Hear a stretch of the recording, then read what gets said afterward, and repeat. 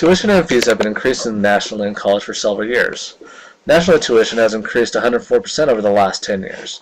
Idaho is no exception, with the price of tuition increasing over 20% in the last 5 years. College isn't cheap. There is the room and board, food, and books. A major cost here at Idaho State University comes from the mandate for health insurance. This policy is not dictated by ISU, but rather by the Idaho State Board of Education. There are currently 2 ways to fulfill this requirement. Students can purchase the Student Health Insurance Plan, or SHIP, or they can seek out private insurance. The price of insurance under SHIP varies among Idaho universities. For example, University of Idaho students pay $120 less a semester when compared to Idaho State University students. The purpose of this presentation is to examine 3 factors which affect the decision whether to purchase insurance or not, with regards to making a decision between the SHIP policy and private insurance.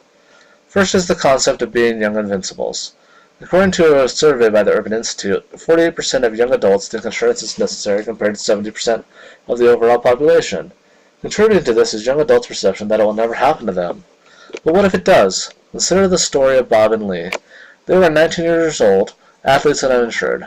One night they decided to go have a couple of drinks with some friends and then drive home on Bob's motorcycle. Nothing could go wrong, right? Wrong. On the way home they were involved in a car accident. Bob lost his leg and Lee was left as a paraplegic. Because of having no insurance, they were unable to cover their medical bills. This created an unnecessary burden on them and their families. They simply thought it would never happen to them. Uninsured young adults cost between $120 and $250 million in uncompensated non-injury related bills. Factor in injury related accidents and this figure balloons. The second consideration is cost.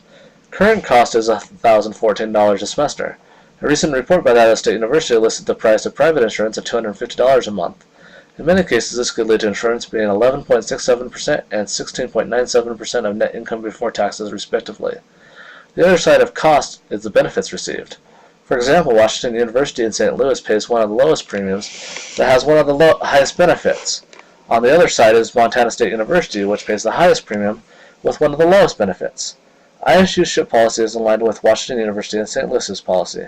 However, to be pessimistic, consider U of I students pay less but have a higher benefit of $1 million. Third, the Affordable Care Act. One of the major concerns with the implementation of the ACA is that insurance payments will rise. According to one report, this could be 71% and 23% for young men and women respectively in Idaho. This could lead to young adults not obtaining health insurance and opting to pay the fine instead. SHIP programs are now exempt from this trend. According to the Lookout Mountain Group, premiums for SHIP programs could increase between 54 and 68%. Take the extreme example of Bowie State University. Under their old insurance policy, they paid just $54 a semester for insurance. To bring their old policy into compliance with the ACA, they would have to increase their premium to $600 to $900 a semester. Bowie State University's students didn't want this increase. When asked about the potential increase, one student responded, "She was young and healthy."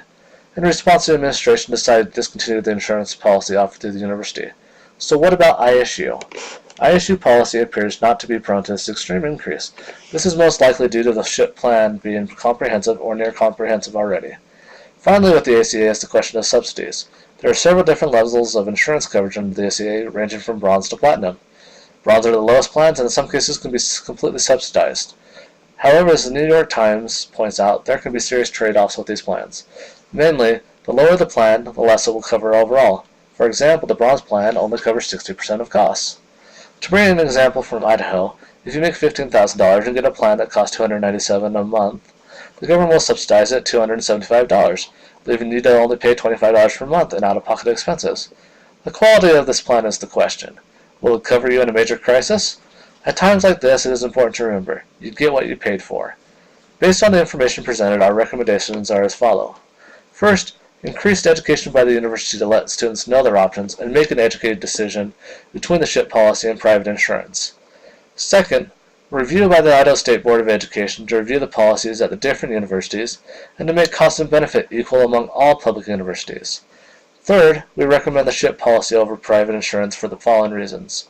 First, currently, the SHIP program is cheaper than private insurance. Also, second, it appears that the SHIP program will have a more stable cost in the long run than private insurance based on the possible effects of the ACA. And third, it provides a reasonable benefit for the young invincibles at ISU, for those that think that they're Superman. Created using Powtoon.